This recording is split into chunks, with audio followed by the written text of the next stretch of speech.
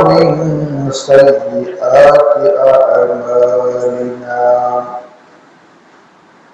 من يهده الله فلا مضل له ومن يضلله فلا هادي له ونشهد أن لا إله إلا الله وحده لا شريك له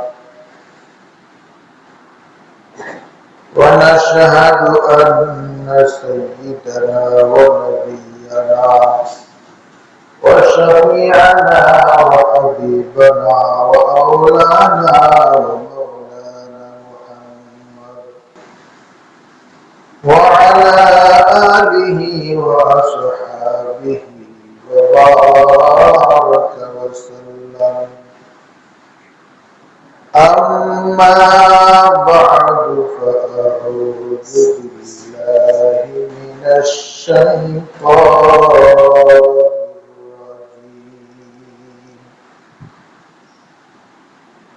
بسم الله الرحمن الرحيم. إياك نعبد وإياك نستعين. وقال تعالى: وإن يمسسك الله بضر فلا كاشف له إلا هو وإن يردك بخير فلا راد لفضله يصيب من يشاء من عباده وهو الغفور الرحيم.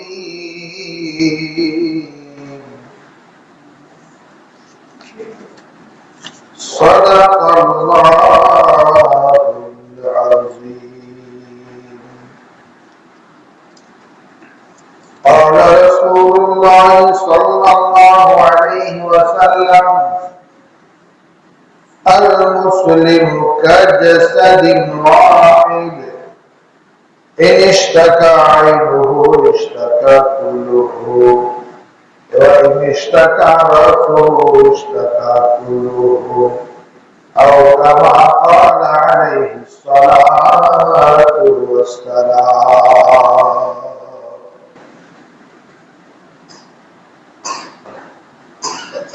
আল্লাহ পাক রব্বুল আলামিনের দরবারে শুকরিয়া যে মহান রব্বুল আলামিন আমাকে আপনাকে দয়া করে মায়া করে ভালোবেসে আল্লাহ তাআলার ঘর মসজিদে আসার বসার তৌফিক দান করেছেন। এজন্য আমরা মহান রব্বুল আলামিনের দরবারে শুকরিয়া আদায় করে বলি আলহামদুলিল্লাহ। আলহামদুলিল্লাহ। আল্লাহ পাক রব্বুল আলামিন আমাদেরকে বিনা দরখাস্তে বিনা চাওয়ায় মুসলমান বানিয়েছে। ঈমানের মতো মহান দৌলত দান করেছেন যে ঈমান না থাকলে আপনি যত ভালো কাজই করেন আল্লাহের রেজামন্দি পাওয়া সম্ভব না, আল্লাহর জান্নাতে যাওয়া সম্ভব না। এই ঈমান কত দাম!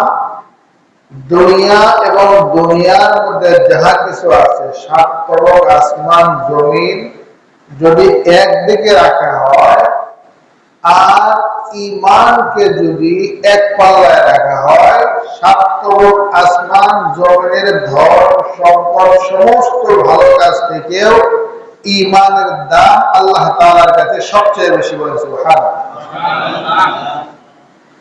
কারণ আপনি দুনিয়ার সব ভালো কাজ করছেন, ঈমান না থাকলে জান্নাতে যাওয়া যাবে? যাবে। ভিসা না থাকলে যেমন বিদেশ যাওয়া যায় না, পরকালে পার পাওয়ার জন্য, জান্নাতে যাওয়ার জন্য ঈমানের ভিসা লাগে। কিন্তু দুর্ভাগ্য হলেও সত্য, আমরা ওযু ভঙ্গের কারণ জানি, যার ফলে ওযু দিলে আমরা ওযু করি। ওযু ছাড়া কি কেউ নামাজ পড়ি? আমরা জানি পেশাব পায়খানা করলে ওযু ভেঙে যায়, কিন্তু ঈমান ভেঙে যায় কিভাবে এটা আমরা অনেকেই জানি না। নামাজ ভেঙে যায় কিভাবে সেটা আমরা জানি। নামাজের মধ্যে কথা বললে নামাজ ভেঙে যায়, নামাজের মধ্যে আপনার হাসাহাসি করলে নামাজ ভেঙে যায়, নামাজের মধ্যে পেশাব পায়খানা বের হয়ে গেলে ওযু ভেঙে যায়, আপনার শরীর থেকে রক্ত প্রবাহিত হলে ওযু ভেঙে যায়, নামাজ ভেঙে যায়। কিন্তু ঈমান কিভাবে ভেঙে যায় এটা আমরা অনেকেই জানি না। না জানার ফলে আমাদের অনেকের ঈমান ভেঙে গিয়েছে, কিন্তু আমরা খবরই নাই, জানি না। যদি না জেনে থাকি, মুসলমানের যখন ঈমান চলে যায় তখন তার নাম কি হয়? এক নম্বরের নাম হলো মুরতাদ। তার নাম হলো মুরতাদ। আর মুরতাদ যিনি হয়ে যায়, কাফের যিনি হয়ে যায়, কাফের যখন হয়ে যায় একটা মানুষ, মুসলমানের সাথে কি কাফেরের বিবাহ চলে? মুসলমানের সাথে কি কোনো কাফের বিয়ে দিলে চলবে? চলবে না। তাহলে ঈমান ভেঙে গেলে সে মুরতাদ হয়ে যায়, মুসলমান থাকে না। মুসলমান যখন থাকে না, তার বিয়েও কিন্তু ভেঙে যায়। বিয়েও যদি ভেঙে গিয়ে থাকে, ঈমান ভেঙে গেছে জানি না, ঈমান ভাঙার সাথে সাথে বিয়ে ভেঙে গেছে, বিয়েও আর পাল্টাই নাই, ঈমানও আর দোহরাই নাই। তাহলে যত সন্তান সন্ততি হবে সব কি ভালো বাচ্চা হবে না জারজ সন্তান হবে? জারজ সন্তান হবে। তাহলে এই জন্য ঈমান ভাঙ্গে কি কারণে, ঈমান ভাঙ্গার আলামত কি, চিহ্ন কি, নিশানা কি, এটা আমাদের জন্য জানা অনেক জরুরি। কি বলে, ঠিক কিনা? এই বিষয় নিয়ে আলোচনা খুব কম, কারণ সবাই আমরা নামাজ রোজা এগুলা নিয়ে আলোচনা বেশি। এই বিষয়টা অত্যন্ত গুরুত্বপূর্ণ যে ঈমান কিভাবে ভাঙ্গে, ঈমান ভাঙ্গার কারণ কি। চেষ্টা করব অল্প সময় হলেও ঈমান ভাঙ্গার কারণ সমূহ জানার জন্য, জানার। তার আগে আরেকটা হাদিস আপনাদেরকে শোনাই। নবী করিম সাল্লাল্লাহু আলাইহি ওয়াসাল্লাম বলেছেন, তিরমিজি শরীফের 2195 নম্বর হাদিস, ইউসবিহুর রাজুলু মুমিনা ওয়া ইউমসি কাফিরা ওয়া ইউমসি মুমিনা ওয়া ইউসবিহু কাফিরা ইয়াবিউ দীনাহু বিআরাদিন মিনাদ দুনিয়া। আল্লাহর নবী বলেন, কিয়ামতের আগে এমন একটা মুহূর্ত আসবে, ইউসবিহুর রাজুলু মুমিনা, সকালবেলায় মানুষ ঈমানদার থাকবে, ওয়া ইউমসি কাফিরা, বিকালবেলায় সে আর মুমিন থাকবে না, কাফের হয়ে যাবে। ওয়া ইউমসি মুমিনা ওয়া ইউসবিহু কাফিরা, আর সন্ধ্যাবেলায় সে ঈমানদার থাকবে আর সকালবেলায় কাফের হয়ে যাবে। ইয়াবিউ দীনাহু বিআরাদিন মিনাদ দুনিয়া, দুনিয়ার সামান্য স্বার্থের জন্য সে তার ঈমানকে বিক্রি করে দিয়ে কাফের হয়ে যাবে। ভুল করা খুব বেশি অপরাধ, কারণ ভুল তো ভুলই, ভুল কি মানুষ ইচ্ছা করে করে, কিন্তু ভুল বুঝতে না পারাও একটা অপরাধ। আইন না মানা যেমন অপরাধ, আইন না জানাও কিন্তু অপরাধ। কেন আমি আইন জানলাম না, আমি মুসলমান, আমি আইন কেন জানলাম না, সেটাও অপরাধ। কোরআনুল কারীমের সূরা ফাতিহা, যাকে উম্মুল কোরআন বলা হয়, কোরআন শরীফের মা বলা হয়, এই উম্মুল কোরআন, কোরআন শরীফের মধ্যে আমাদেরকে ঈমান শিক্ষা দেওয়া হয়েছে, আমরা সকলেই পড়েছি, ইয়্যাকা না'বুদু ওয়া ইয়্যাকা নাস্তাঈন। এই আয়াতটা সবার মুখস্থ আছে না আমাদের?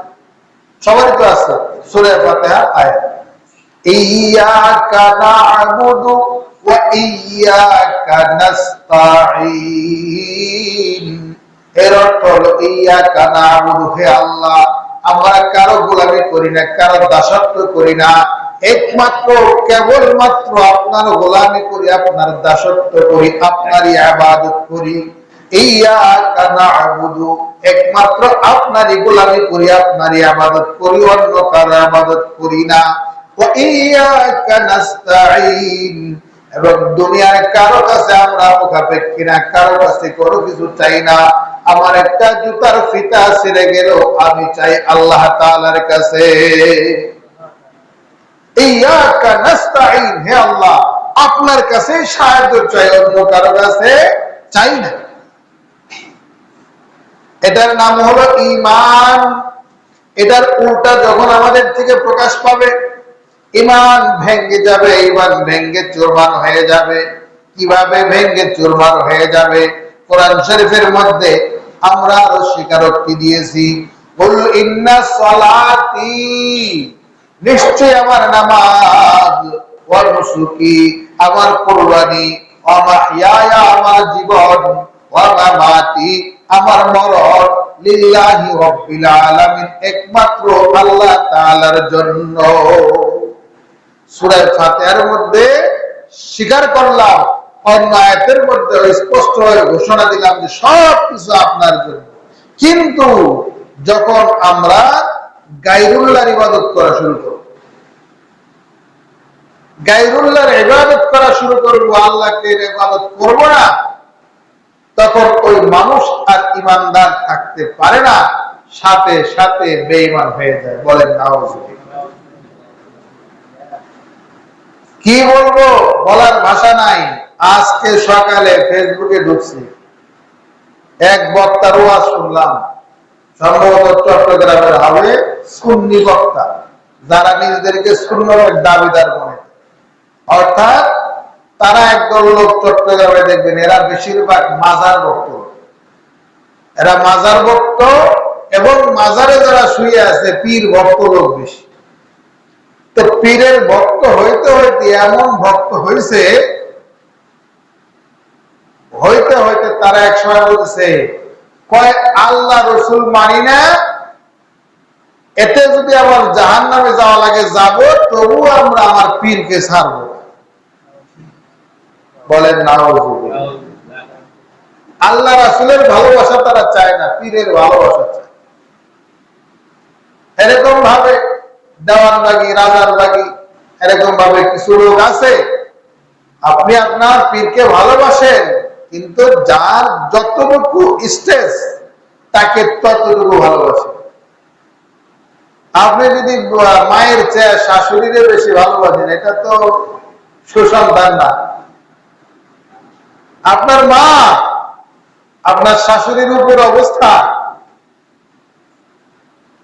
আপনার বাবা আপনার শ্বশুরের উপরে অবস্থা, এটাকে আপনাকে জানতে হবে। আপনার শ্বশুরে একটা বাইক দিছে, 5 লাখ টাকা দিছে ব্যবসার জন্য, মাকে ভুলে গেছেন, বাবাকে ভুলে গেছেন। শ্বশুর শাশুড়ি আমার জানেন পরনের পরা, হ্যাঁ তারা আপনার আপনজন, তিনি আপনার ভালো, আপনার বউয়ের দিক দিয়ে আপনার তো সম্মানের জায়গা, কিন্তু মা বাবার চেয়ে বেশি না।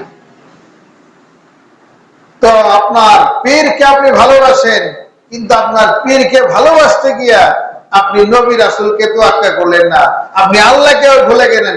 আপনার ওই ভালোবাসা আপনাকে শুধু বেঈমানি বানায়নি, আপনাকে পুরোপুরি ইসলাম থেকে বাহির করে আপনাকে পুরো মুরতাদ বানিয়ে দিয়েছে। যদি ইসলামী শাসন ব্যবস্থা থাকতো, যারা এই সকল মুরতাদের সাথে সরাসরি জড়িত, তাদেরকে সরাসরি ফাঁসির কাস্তে ঝুলানো হতো। কিন্তু ইসলামী হুকুমত নাই, যার কারণে এগুলা করা যাচ্ছে না। আর যারা করবে, শাসন ভার যাদের দায়িত্বে, তারাই বা কয়জন ইসলাম নিয়ে মাথা ব্যথা আছে? তারা তো সব ছাগল নিয়ে ব্যস্ত, কেউ রিসোর্ট নিয়ে ব্যস্ত, 15 লাখ টাকা দেয় ছাগল কিনা কুরবানি দেয়। সোজা কথা, বাংলাদেশে আপনার তারাই আমাদের দুর্নীতিকে রোধ করার জন্য বড় বড় চেয়ারে বসে আছে। তো বেতন পায় 1 লাখ 15 লাখ টাকা, তো ছাগল কেমনে কুরবানি দেয়? আবার খালি ছাগলই না, আবার 30 লাখ টাকার গরু আছে। তো যাই হোক, চাকরি করে, বেতন পায় 1 লাখ, 200 বিঘা জমির উপর রিসোর্ট বানায় ফেলায়। কিভাবে করে? আল্লাহু আকবার, আল্লাহ আমাদেরকে হেফাজত করুন। তো তারা তো সবাই যার যার পেট নিয়ে ব্যস্ত, আপনার দেশ নিয়ে ব্যস্ত নাই, রাজনীতি এখন নাই, সব পেট নীতি। 2-4 জন থাকতে পারে, বেশিরভাগই হলো পেট নীতি। তো কাজে ইসলাম আসলো না গেল, এটা নিয়ে অনেকের মাথা ব্যথা নাই। যখন আন্দোলন বেশি হয়, 2 পক্ষকেই কিছু শাসন করে 2-4 জন জেলে ভরে বলে ঠিক আছে, মামলা এবার চালাইতে থাকো, হাজিরা দিতে থাকো। এই জন্য বলার লোক নাই, বুঝারও লোক নাই, কাকে কি বলি।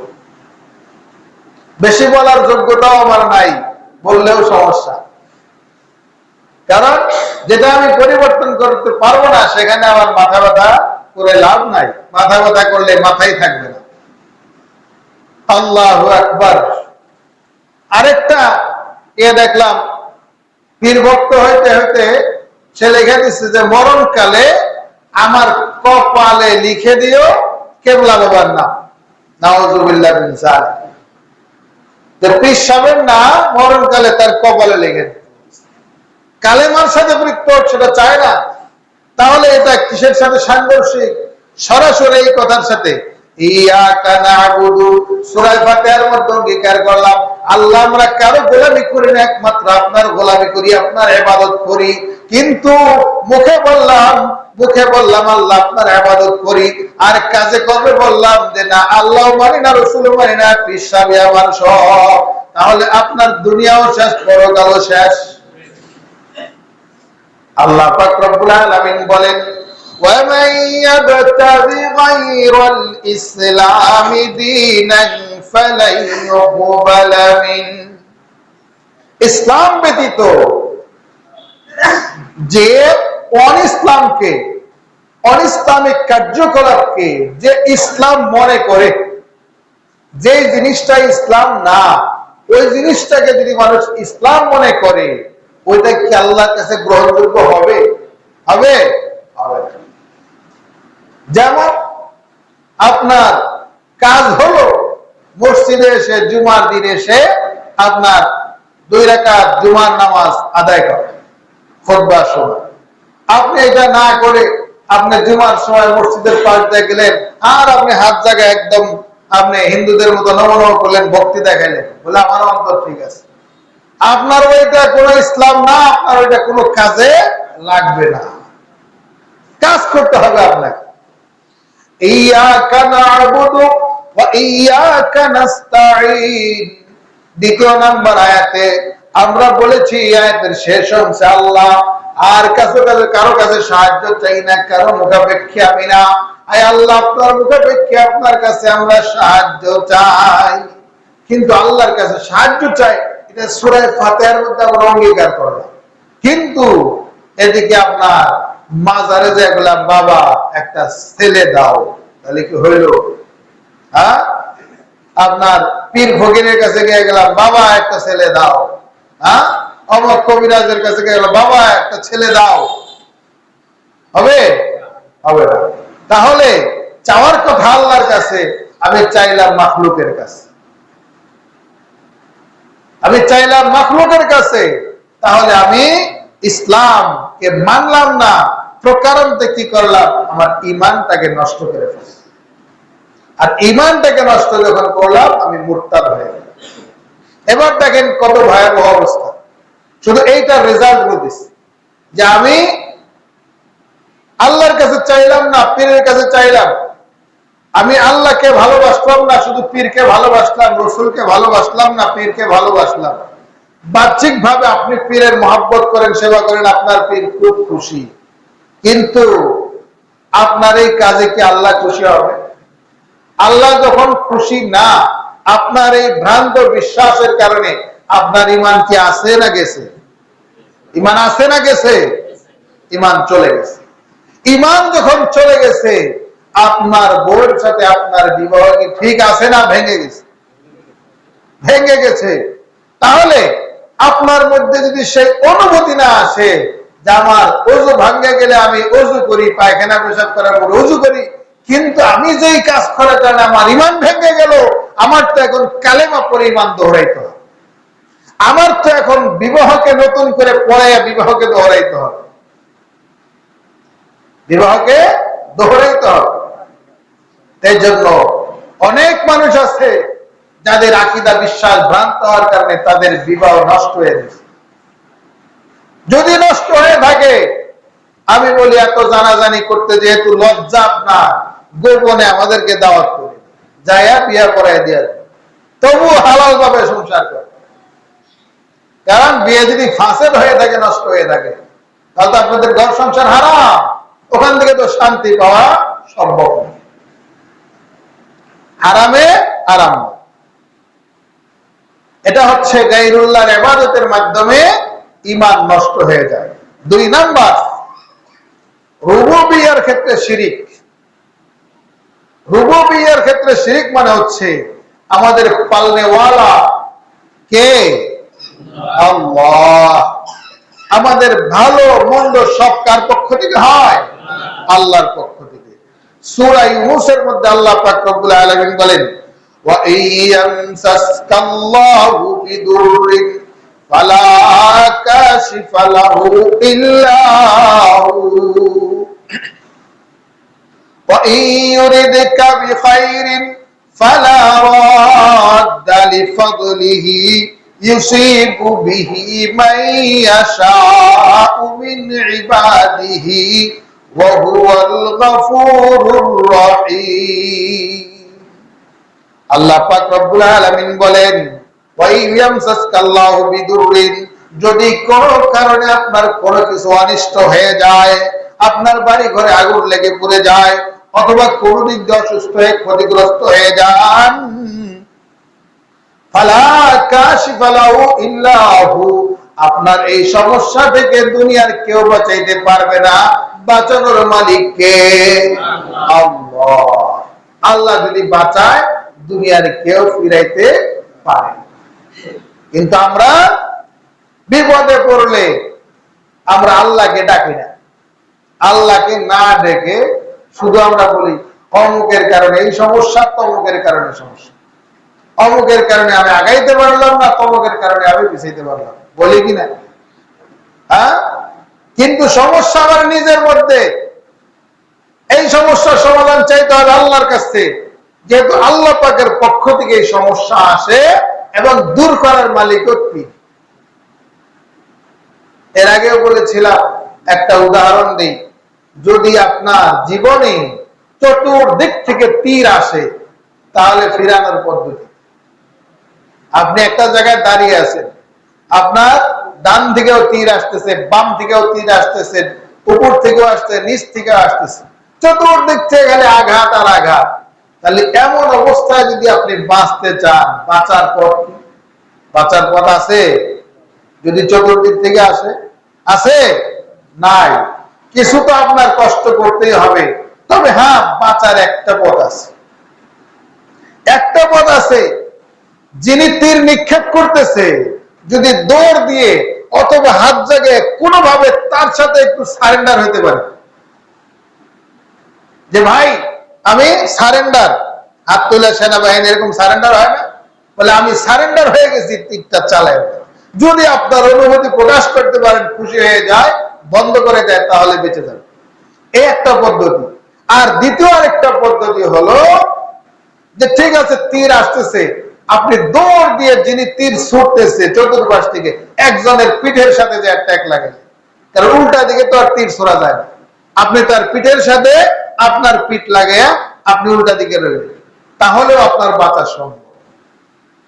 তো দুনিয়ার বালা মুসিবত অনেক সময় এমন হয়, ভাই আপনাকে কষ্ট দিচ্ছে, বোন আপনাকে কষ্ট দিচ্ছে, বাবা আপনাকে কষ্ট দিচ্ছে, মা আপনাকে কষ্ট দিচ্ছে, শ্বশুর আপনাকে কষ্ট দিচ্ছে, শাশুড়ি কষ্ট দিচ্ছে, পাড়া প্রতিবেশী কষ্ট দিচ্ছে, চতুর্দিকে শুধু কষ্ট, চাকরির মধ্যে কষ্ট, ব্যবসার মধ্যে কষ্ট, চতুর্দিক থেকে ঝামেলা এসে পড়েছে, দুনিয়াটা আপনার জন্য সংকীর্ণ হয়ে গিয়েছে। এমন মুহূর্ত যদি হয়, তখন একটাই বাঁচার পন্থা, যেই মালিক আমাকে সৃষ্টি করেছেন, আপনাকে সৃষ্টি করেছেন, তার ইশারা ছাড়া একটা গাছের পাতাও লড়ে না।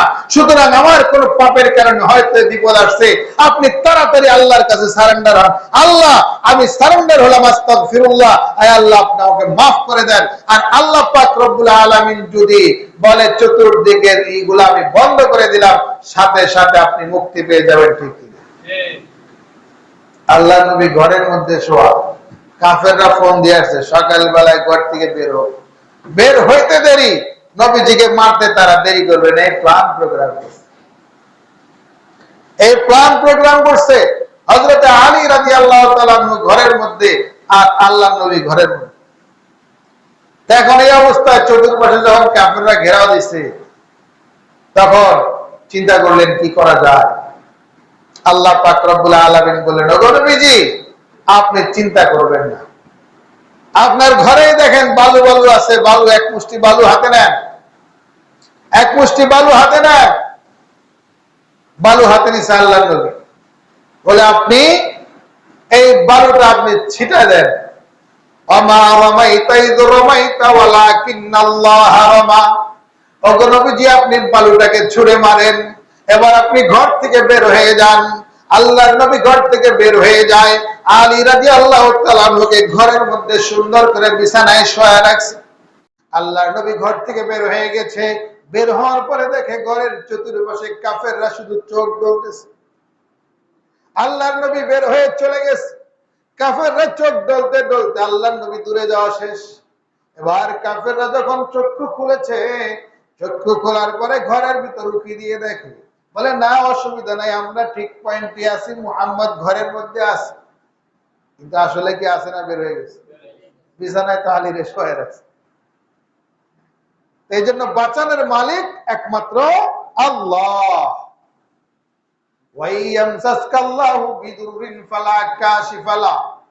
যদি আল্লাহ পাক আপনাকে কোন দিক দিয়ে কষ্ট দেয়, দুনিয়ার কেউ সেটাকে ফিরাইতে পারবে না।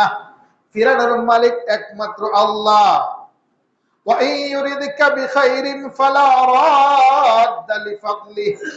আর আল্লাহ পাক রব্বুল আলামিন যদি আপনাকে কিছু দিতে চান, আপনার যদি মঙ্গল চান, তাহলে আল্লাহ যদি দিতে চান, দুনিয়ার কেউ তা ফিরাইতে পারে না। আল্লাহ দিলে কেউ ফিরাইতে পারবে না। যে প্রবাদে বলে, যদি থাকে নসিবে ঘুরে ঘুরে আসিবে, কপাল যদি পড়ে গাইবে না পালে, এইগুলা কিছু প্রবাদ। এই জন্য আল্লাহ তাআলার প্রতি আমাদের অগাধ বিশ্বাস থাকতে হবে। সাহাবায়ে কেরাম যুদ্ধের ময়দানে গেছে, খাবার শেষ, প্রায় ৩০০ জন সাহাবীর মতো। ৩০০ জন মানুষের খাবার কি অল্প হলেই চলে? তাদের রান্না বান্না কত খাবারের দরকার। তারা দোয়া করতেছে, আল্লাহ আমাদের তো খাবার শেষ, এখন কি আমরা না খেয়ে মারা যাব? এতদিন তো যুদ্ধ করলাম। তারা নদীর পাশে বসে সাগর তীরে দোয়া করতেছে। আল্লাহ পাক রব্বুল আলামিন বললেন, চিন্তা করো না, আমি রিজিকের ব্যবস্থা করতেছি। আল্লাহ পাক রব্বুল আলামিন সমুদ্রের মধ্যে একটা ঢেউ তুলে দিলেন। একটা ঢেউয়ের সাথে একটা আম্বর মাছ আপনার বালুর চরে উঠছে, আর পানি নেমে গেছে, মাছ আর নামে না। বলেন সুবহানাল্লাহ। এই মাছটা ৩০০ জনের মতো সাহাবায়ে কেরাম অনেকদিন পর্যন্ত খাইছে, তাতে তাদের খাওয়ার অভাব হয় না। বলে মাছটা কত বড়, মাছের যে চোখ, এই চোখের যে গর্ত, মুফাসসিরিনে কেরামের বর্ণনা থেকে পাওয়া যায়, এই গর্তের মধ্যে ১০ থেকে ১৩ জন সাহাবী বসে থাকতে পারে, চোখের গর্তে। তাহলে মাছটা কত বড়। এজন্য যদি আল্লাহ আপনাকে দিতে চায়, ফালা রাদ্দা লিফাদলিহি, তাহলে কেউ ফিরাইতে পারে না। ইউসিবু বিহি মাইয়াশাউ মিন ইবাদিহি ওয়া হুয়াল গফুরুর রহিম। একমাত্র আল্লাহ তাআলার উপর ভরসা করা, এটা হলো তাওহীদের রুবুবিয়্যাহ। এই বিশ্বাসকে যে করবে না যে ভালো মন্দ আল্লাহর পক্ষ থেকে আসে, তাহলেও সে আপনার ঈমান থেকে বের হয়ে গেল। ইমান থেকে বের হয়ে গেলে, তার ইমান নষ্ট হয়ে গেলে, ওযু ভেঙে গেলে যেমন ওযু করতে হয়, ইমান ভেঙে গেলেও আবার কালেমা পড়ে আপনার ইমানকে নবায়ন করতে হয়। হাদিস শরীফের মধ্যে আসছে, জাদ্দিদু ঈমানাকুম, তোমরা তোমাদের ইমানকে নবায়ন করতে হবে। আল্লাহ নবী প্রতিদিন কমপক্ষে কতবার তওবা করতেন জানা আছে কারো? এক বর্ণনায় পাওয়া যায় প্রতিদিন আল্লাহ নবী যেন আগে পরে সমস্ত গুনাহ মাফ, তারপরে প্রতিদিন নবী কমপক্ষে দিনে 70 বার তওবা করতে বলেন। সুবহানাল্লাহ। আমরা কয়বার তওবা করি? বারবার তওবা করে রিফ্রেশ করতে হবে, অল ডিলিট দিতে হবে গুনাহকে, এরপরে আবার নতুন করে আপনার ইনস্টল দিতে হবে কালেমা। আশহাদু আল্লা ইলাহা ইল্লাল্লাহু ওয়া আশহাদু আন্না মুহাম্মাদান আবদুহু ওয়া রাসূলুহু। আশহাদু আল্লা ইলাহা, আমি সাক্ষ্য দিচ্ছি আল্লাহ ইলাহা ইল্লাল্লাহ, আল্লাহ ছাড়া কোনো মাবুদ নাই। ওয়া আশহাদু আন্না, আমি আরো সাক্ষ্য দিচ্ছি মুহাম্মাদান আবদুহু ওয়া রাসূলুহু, মুহাম্মাদুর রাসূলুল্লাহ সাল্লাল্লাহু আলাইহি ওয়াসাল্লাম আল্লাহ তাআলার প্রেরিত বান্দা, রাসূল এবং বান্দা। তিনি যেমন বান্দা গোলাম, তিনি তেমনি ভাবে রাসূল, এই কথার সাক্ষ্য আমি দিচ্ছি। এটার নাম হচ্ছে ঈমান। এই কালেমা পড়ে বারবার ঈমানকে দোহরানো। এজন্য আপনার হক্কানি পীর সাহেব যারা, তারা বলে যে প্রতিদিন কমপক্ষে আপনার দরুদ শরীফ পড়ে, ইস্তেগফার পড়ে, নিজেকে রিফ্রেশ করে, গুনাহ মুক্ত হয়ে এরপরে কালেমার জিকির করো ডেইলি কমপক্ষে 200 বার। বলে কি না হক্কানি পীর মুরিদ যারা, পীর সাহেবরা বলে দেন যে সকাল বিকাল জিকির করো লা ইলাহা ইল্লাল্লাহ, লা ইলাহা ইল্লাল্লাহ, জিকির করবেন। জিকির করলে আপনার মন ভালো থাকে। এটা আপনার রুহের খোরাক, রুহের খাবার, অন্তরের খাবার। আপনার অন্তরকে যদি খাবার না দেন, অন্তর মরে যাবে। আপনার যদি কোনো মানুষের অন্তর মরে যায়, আপনার সে তখন নিজেকে কি বলে, আমি একটা জিন্দা লাশ। হ্যাঁ, তো জিন্দা লাশ, অন্তর মরে গেলে সে আর বাঁচে না। আমার বেঁচে থেকে লাভ নাই। অনেক প্রবাসী আছে যারা নিজেদেরকে কয় আমরা প্রবাসী, আমরা তো জিন্দা লাশ, আমরা টাকার মেশিন, টাকা দিতে পারলে বউ বাচ্চা মা বাবা সুন্দর করে কথা বলে, আর টাকা দিতে না পারলে আর কেউ কথা বলে না। আমরা টাকার মেশিন। বউ থাকতে বউর ভালোবাসা পাই না, মা বাবা থাকতে মা বাবার ভালোবাসা পাই না। যদি বলে এখানে কষ্টে দেশে আসি, তাও কেউ রাজি হয়। এরকম জিন্দা লাশ হয়ে লাভ নাই। আপনার অন্তরটাকে কালেমা দ্বারা তাজা রাখেন, জিকির দ্বারা তাজা রাখেন। যেখানেই থাকবেন সেখানেই ভালো থাকবেন, যেখানেই থাকবেন সেখানেই ভালো থাকবেন। প্রবাসীদেরকে আরেকটা কথা বলি, আপনার অনেক মানুষ চিল্লায় যায় না, 1 চিল্লা 3 চিল্লা, যখন তশকিল করা হয় যে ভাই চলেন 4 মাস চিল্লায় চলে, তখন কি বলে, 4 মাস বউ পোলাপান জায়গা দূরে থাকা কি জায়েজ? হাদিস দেখান, দলিল দেখান। 4 মাস যদি জায়েজ না হয়, আপনি বউ রেখে 4 বছর বিদেশ থাকেন, এটা কোন কিতাবে জায়েজ পায়? আমার তো বুঝে আসে। আপনি জমি বিক্রি করে যদি বিদেশ যেতে পারেন, আর কিছু জমি বিক্রি করে আপনি বউয়ের ভিসাটা করেন, তারেও আপনি নিয়ে যান। এদেশে যেমন বাসা ভাড়া পাওয়া যায়, বিদেশেও বাসা ভাড়া পাওয়া যায়। আপনি হয়তো মাসে 50,000 জমাবেন বউ ছাড়া গেলে, কিন্তু বউ নিয়ে গেলে আপনার হয়তো মাসে 10,000 জমাবেন, কিন্তু আপনার 10,000 বরকত হবে। আর বউ রাইখা আপনি বিদেশ যে 50,000 জমাবেন, ওইটা মাল না, ওইটা ময়লা জমা করতেছেন। ময়লা, ময়লা, ডাস্টবিন। এই ময়লা পয়সা গন্ধ, শুক্র গন্ধ, যেই গন্ধে শুধু আপনি পেট খারাপ হবে না, আপনার পুরো ফ্যামিলির পেট খারাপ হয়ে যেতে পারে। কারণ আরামে কোনো আরাম নাই। আল্লাহ পাক রব্বুল আলামিন আপনাকে আমাকে যে অবস্থা দিয়েছে, আমি বলবো আপনার একটু কষ্ট হলে আপনি হয় তাকে নিয়ে যান, আর যদি নিয়ে যেতে না পারেন তাহলে আপনি দেশে চলে আসুন। দেশে এসে আপনি অটো চালায় খান, সমস্যা তো নাই। 2 দিনের হায়াত, আপনি ভালো খাইলেও দিন যাবে, মন্দ খাইলেও দিন যাবে। তো কাজেই আপনার এত টেনশনের দরকার নাই, এত অত্যাধুনিক কল্পনা করার দরকার নাই। আপনার কাজ আপনি করেন, সফলতা দেওয়া না দেওয়ার মালিক কে? আল্লাহ। আস-সা'য়ু মিন্না ওয়াল ইতমামু আলাল্লাহ। বান্দার কাজ হলো চেষ্টা করা, আর আল্লাহর কাজ হলো সফলতা দেওয়া বা না দেওয়া।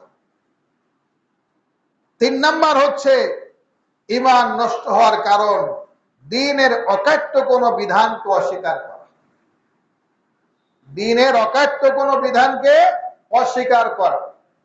আপনি নামাজ পড়েন না, আপনি গুনাহগার, আপনি জাহান্নামে শাস্তি ভোগ করবেন। কিন্তু আপনি যদি নামাজকে অস্বীকার করেন, তাহলে আপনার ঈমান থাকবে? আপনি যদি রোজা রাখেন না, আপনি গুনাহগার, কিন্তু রোজাকে যদি আপনি অস্বীকার করেন, ঈমান থাকবে? আপনি দাড়ি রাখেন না, আপনি গুনাহগার, কিন্তু দাড়িকে যদি অস্বীকার করেন, আপনার ঈমান থাকবে? এক্ষেত্রে অনেক মুসলমান একটা নতুন বুলিয়া হয়, আমরা ধর্ম নিরপেক্ষবাদ অবলম্বন।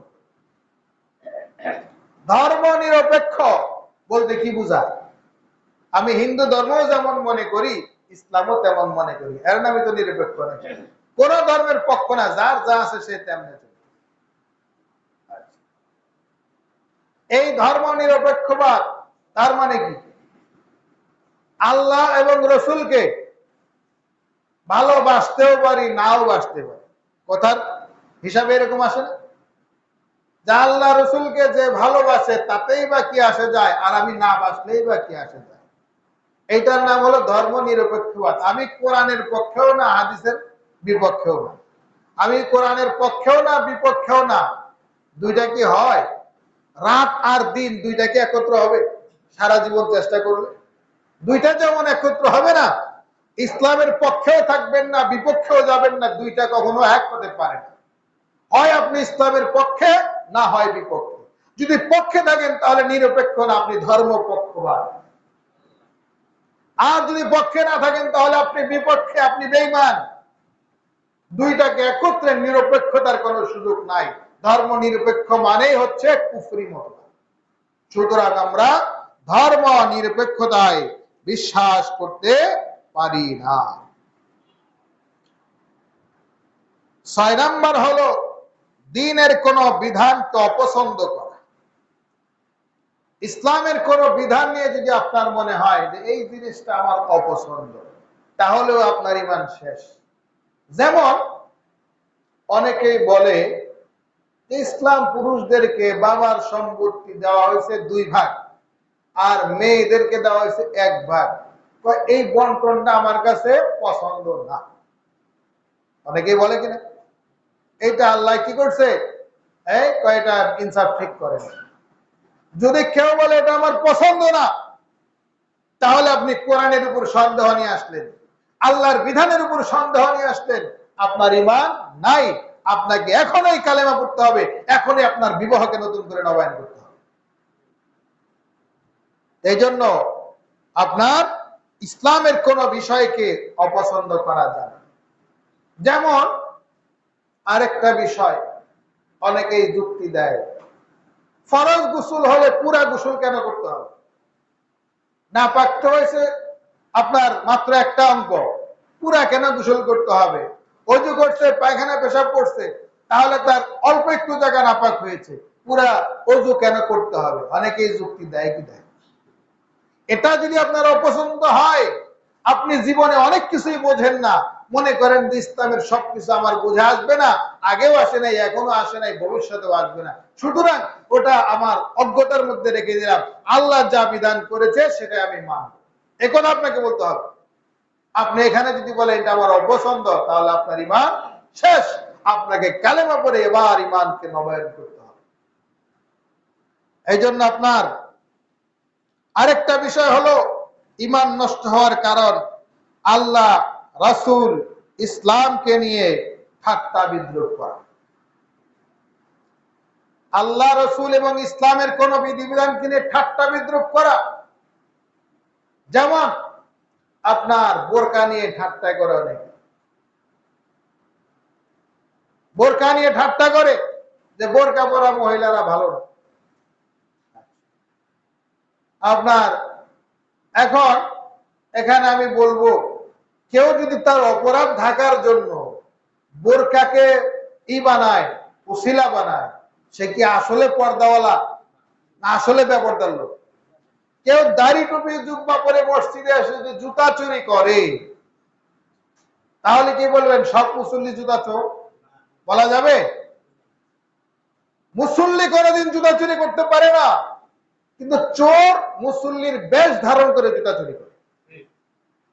ওলামায়ে কেরাম কখনো জাতির দুশ্মন হতে পারে না। জাতির দুশ্মনরা ওলামায়ে কেরামের রূপ ধারণ করে মানুষকে ধোঁকা দিয়ে বোকা বানায়। কোন আলেম কখনো খারাপ হতে পারে না।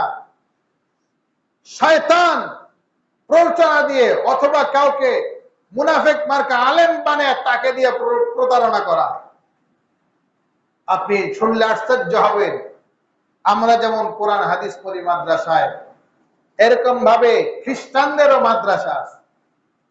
তাদের মিশন কি? আমি শুনছি এক জায়গায় তাদের মাটির নিচে বিশাল বড় মাদ্রাসা আছে, ওইখানে শুধু খ্রিস্টান ছাত্রদেরকে কোরআন হাদিস শেখানো হয়। কেন? যেগুলো এগুলা শিখে মুসলমানদের মধ্যে ঢুইকা মুসলমানদের মসজিদে ইমাম হয়ে এরকম ভাবে পুরা মুসল্লিদেরকে বেঈমান বানাই দেবে। এই মিশনও আপনার ইহুদি খ্রিস্টানরা চালাইতেছে। চিন্তা করা যায়? বাংলাদেশেও খ্রিস্টান ইমাম ধরা পড়ছে কয়েক জায়গায়, নেটে সার্চ দিলে পাবে। দেখা গেছে তার কথা কাজে মিল পাওয়া যায় না। হ্যাঁ, এরকম ভাবে বিশাল বড় দাড়ি টুপি জুব্বা সব ঠিক আছে, কিন্তু এক সময় যখন তাকে ধরা হলো, কোথায় পড়ছেন কিভাবে পড়ছেন গোড়ার খবর যখন নেওয়া হলো, তখন দেখা যায় সে বলে যে আমি তো আসলে মুসলমান না, আমি খ্রিস্টান, কিন্তু ডাইরেক্ট বললে তো আর আপনারা খ্রিস্টান হবেন না, তাই আমরা আপনাদের লেবাসে আসছি আপনাদেরকে কোরআন থেকে দূরে সরানোর জন্য। ইদানিং আরেকটা মিশন চালু হয়েছে, বাড়ি বাড়ি লোকজন আসে, খ্রিস্টানদের লোকেরা এসে বলে আপনাদের বাড়িতে কি সিরা ফারা কোরআন শরীফ আছে? হ্যাঁ, কোরআন শরীফ না পড়তে পড়তে কোরআন হয়ে গেছে, আছে না অনেক বাড়িতে? বলে যে ওইটা দেখ, আমরা আপনাদেরকে ভালো কোরআন শরীফ দিতেছি, তর্জমাওয়ালা, অর্থওয়ালা। খ্রিস্টানরা কোরআনের মধ্যে ভুল ঢুকাইয়া ভুল অর্থ বানাইয়া কোরআন শরীফ বানাইছে। আপনার কাছ থেকে কৌশলে ভালো কোরআনটা নিয়ে ওদের খ্রিস্টানের যে কোরআন, ওইটা আপনার বাসায় ঢুকাই দিছে, আপনার খবর হবে। এরকমও তারা করতেছে। আপনার এভাবে প্রত্যেকটা পদে পদে মুসলমানদেরকে ধোঁকা দেওয়ার জন্য তারা কাজ করে যাচ্ছে। বিস্কুটের মধ্যে খ্রিস্টানের বিভিন্ন ঢুকাই দিচ্ছে। জুতার মধ্যে দেখবেন মুহাম্মদ লেখা, জুতার তলার মধ্যে আল্লাহ লিখে দিচ্ছে, যাতে মুসলমান আল্লাহ এবং নবীর নামকে পারায়।